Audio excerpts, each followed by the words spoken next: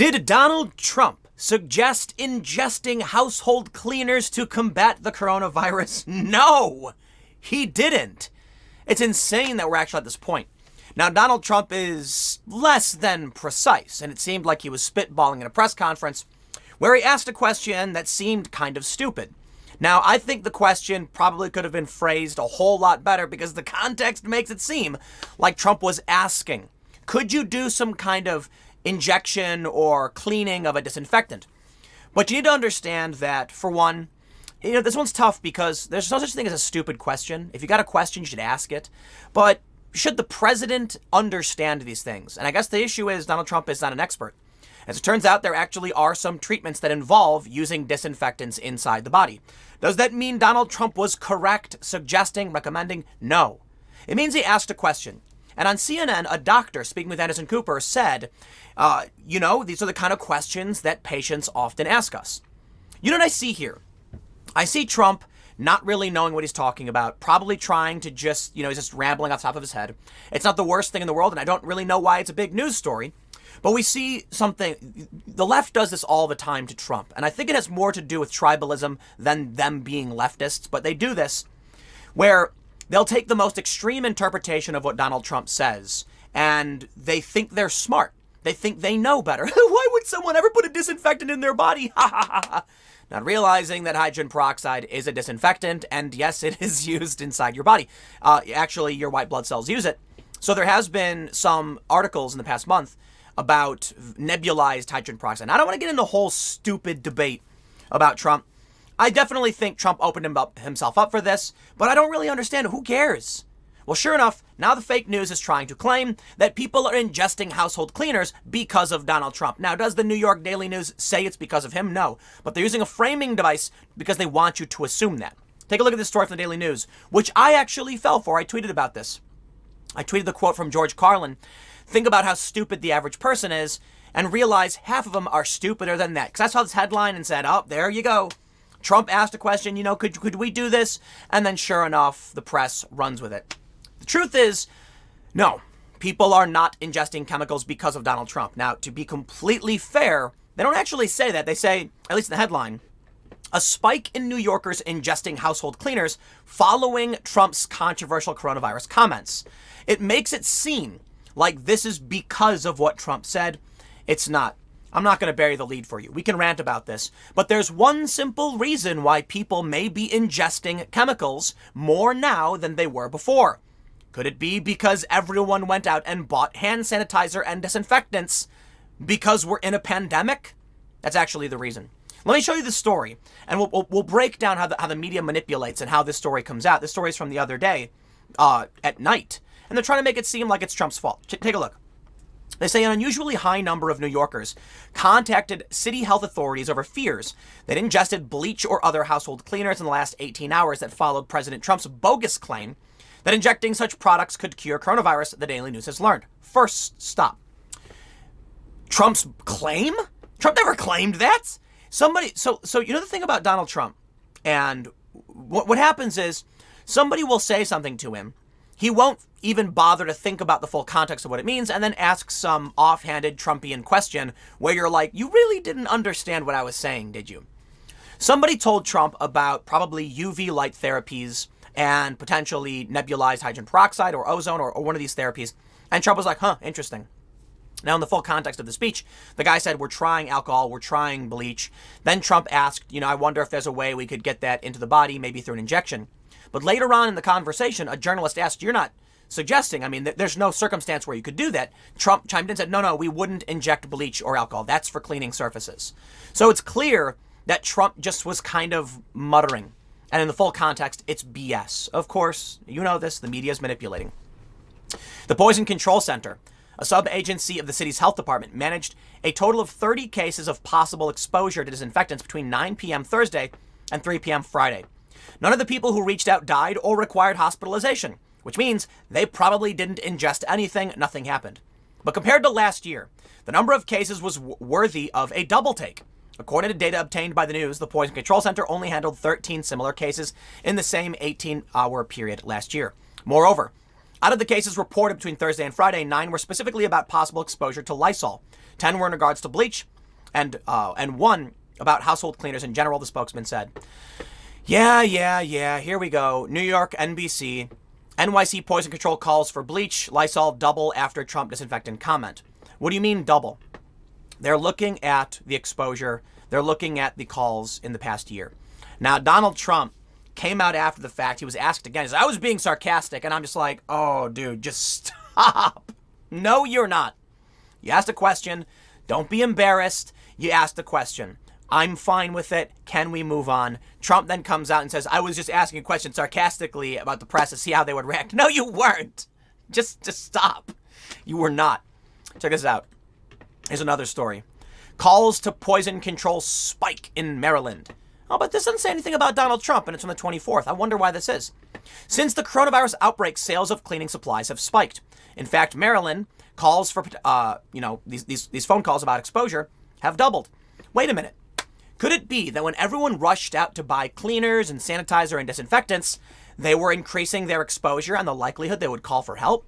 Why, yes, that is the actual story. On the 23rd, okay, this story posted on the 23rd, around the same time, or likely before Donald Trump made any comments about this story from Science Alert came out. Accidental poisoning is on the rise in the U.S. as people try to sanitize their homes. There you have it. Fake news. But what happens when you Google search poison control? Calls are spiking. That's fine. Don't eat our countertops. After Trump, COVID briefing. Here you go. When they add after Trump COVID briefing, they're creating a false correlation. And here we have the story from Reason. Elizabeth Nolan Brown. No. Poison control calls aren't suddenly spiking after Trump's disinfectant comments. You could add an after to anything to create a false correlation. It's what the media does. Let me give you one. Here's one. Calls for poison control suddenly spike after Tim Pool takes his van to Los Angeles. You'd look at that and you'd be like, I don't understand. How do those things relate?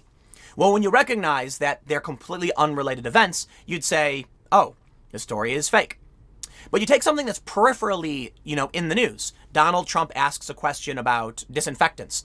And yes, UV light arguably is a disinfectant. I guess you could call it that. But there are things like hydrogen peroxide that can be used, technically in the body. I'm not a medical expert. I've seen some of the conversations. I'll be honest. It really does feel like a lot of Trump people are just trying to defend the guy. I think the question was just Trump's laziness and offhanded comments, and I don't really care about it. But anyway, I digress. The point is, they add after Trump's comments, but then they look at data from a year ago. Never mind the fact that we're in a pandemic, so of course people are buying cleaner. Here's the story from Reason. No. Poison control calls aren't suddenly spiking after Trump's comments. Calls to U.S. poison control centers are up. They have been since March, when they locked things down and everyone ran out to buy disinfectant and started using it more. This is why I can't stand the press, man. There are some good journalists. I'm now seeing a lot of people actually cover the story about Joe Biden and Tara Reid and CNN. But I'll tell you what. You look at the New York Daily News, you look at NBC. These are false framing devices. They're not helping you understand the world. They're making it more confusing. They want to lead you to a conclusion so that you believe something that isn't true. And I can't stand it. I fell for this story earlier this morning because even I'm not immune to this stuff. When I first saw this story, I looked at it. I read, I skimmed it very briefly, and then I laughed, and I posted the George Carlin quote thinking it was funny. How many people do that? I shouldn't have done it. I now added underneath it, it's the best thing I can do. Turns out it's fake news. They just want to make it seem like Trump did this. He didn't. He didn't recommend anything. They literally say he did. He didn't. Reason writes, on Thursday, the president suggested that perhaps an injection of disinfectant could help cure people of COVID-19. Critics of Donald Trump went to town, and rightfully so, while supporters scrambled to settle on a defense. Both he didn't really say that and he did it, but it was sarcasm having in play. Let me stop both of those things. In context, the Undersecretary Bryan says we've tried isopropyl alcohol and we've tried bleach. Trump then asks about, wow, that disinfectant, it's getting rid of it in under a minute. I wonder if there's a way we could inject that, do that inside the body, possibly an injection. Yes. The context was about bleach. But if you want to be honest, you would say, I don't think Trump knew what he was talking about. If you want to be negative, You would say Trump clearly was suggesting this. And if you want to be pro-Trump, you could simply say Trump was talking about something like a disinfectant. He actually used the word like. He said, is there something like that we could do in the body? There, in fact, is. So it's not the biggest deal in the world. Now, there's a lot of defenders, and I'm gonna jump to this tweet because we got David Pakman and Scott Adams, and I thought it was an interesting conversation. So I'm gonna come at both of y'all and tell you what I think.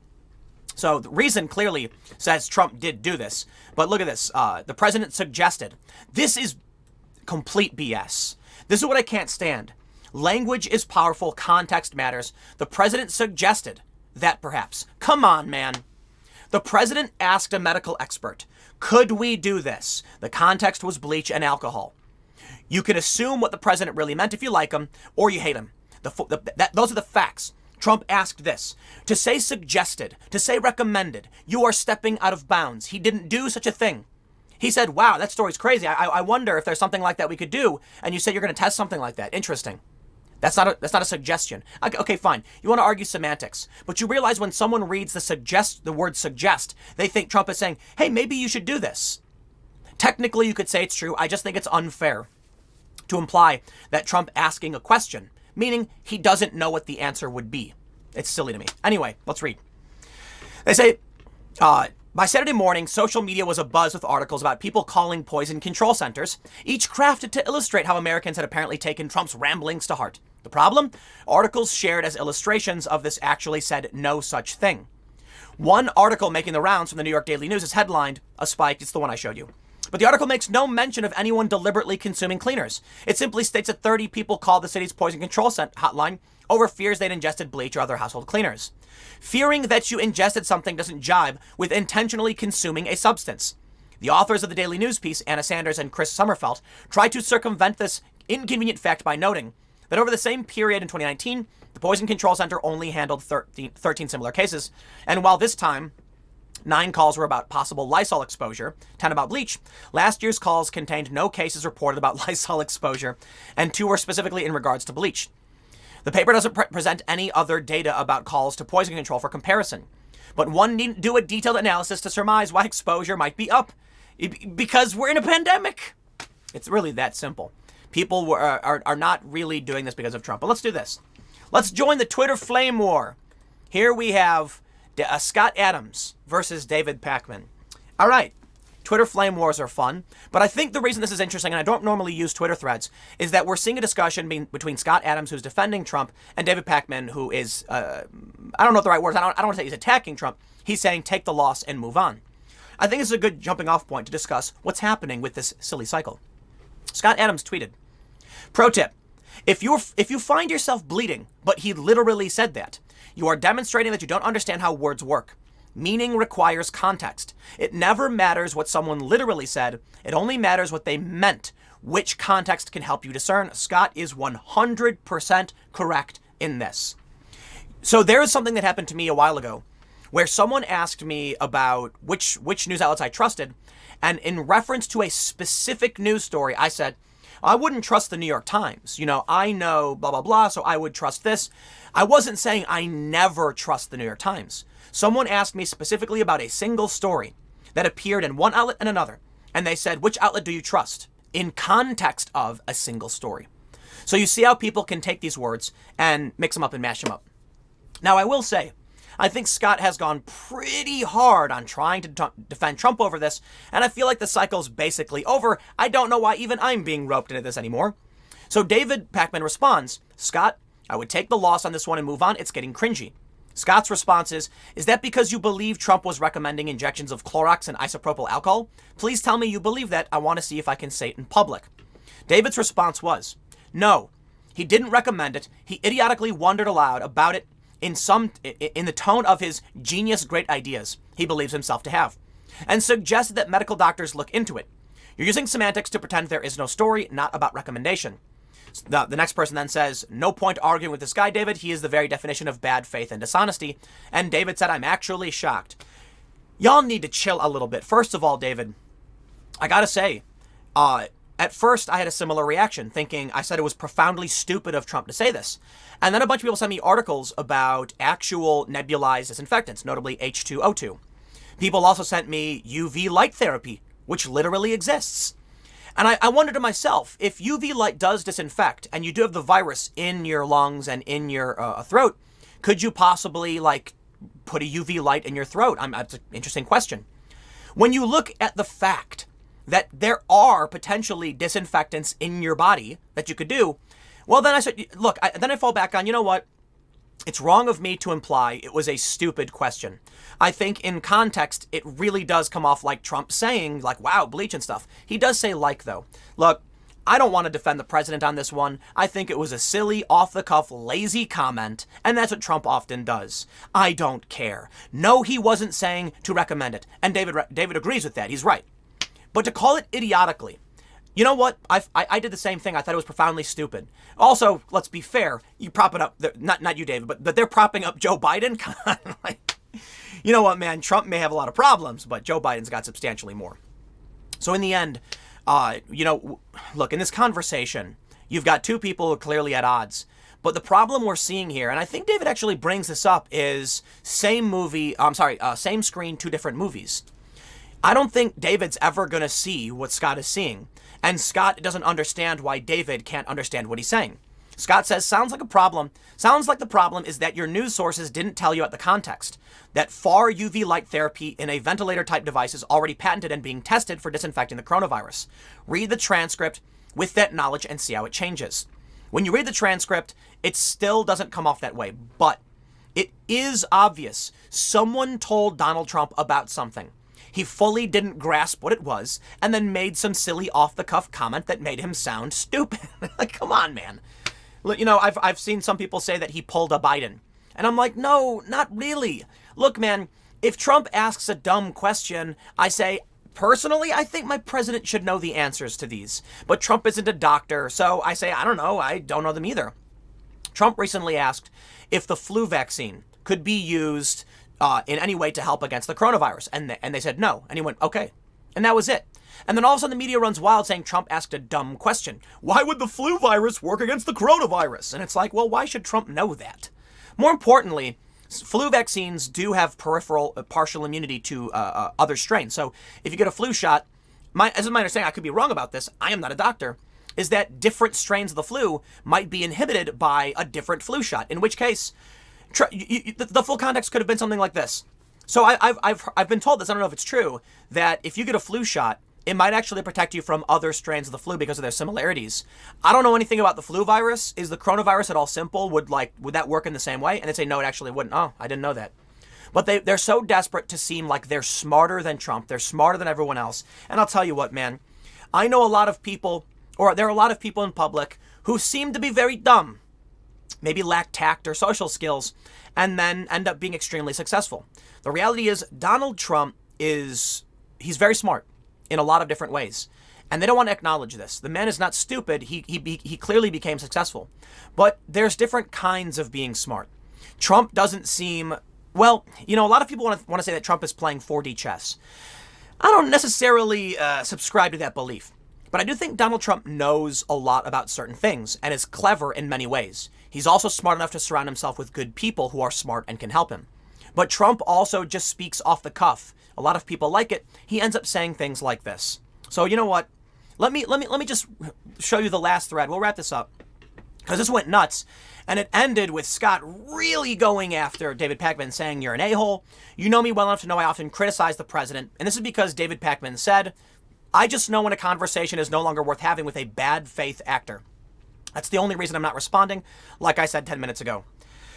I had a remember that moment where the woman tried taking the microphone from Jim Acosta and then he pushed her hand down?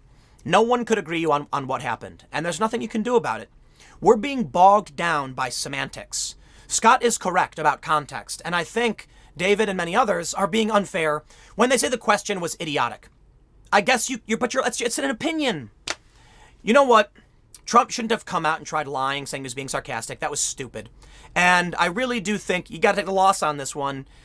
To the average person, it sounds dumb. It really, really does. But the reality is, and the truth is, Trump does this often. It's not news to me. I don't know why it's become a news cycle. And more importantly, this will keep happening. You will never agree because the definition of words are It's semantics. It's what you think the word suggested means. I try to be very precise. I think Scott Adams does as well. And the reason is Trump did not suggest it. To imply suggestion, when someone reads that word, they imagine their head Trump saying, why don't you guys do this? How about you do this?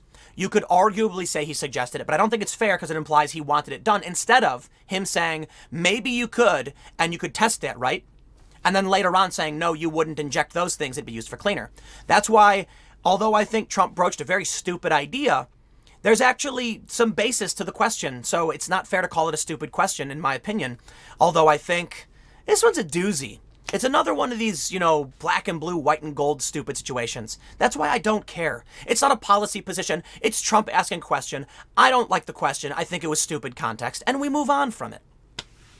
But no, to finish this off, with the stupidest segment I've ever done, people are not ingesting chemicals because Trump asked a question. It's fake news. Carry on. I will see you at 4 p.m. YouTube.com/Timcast. I hope you enjoyed having your time. Well, I don't want to say I wasted your time, but that's the joke. Fine, I'm done. I'll see you later.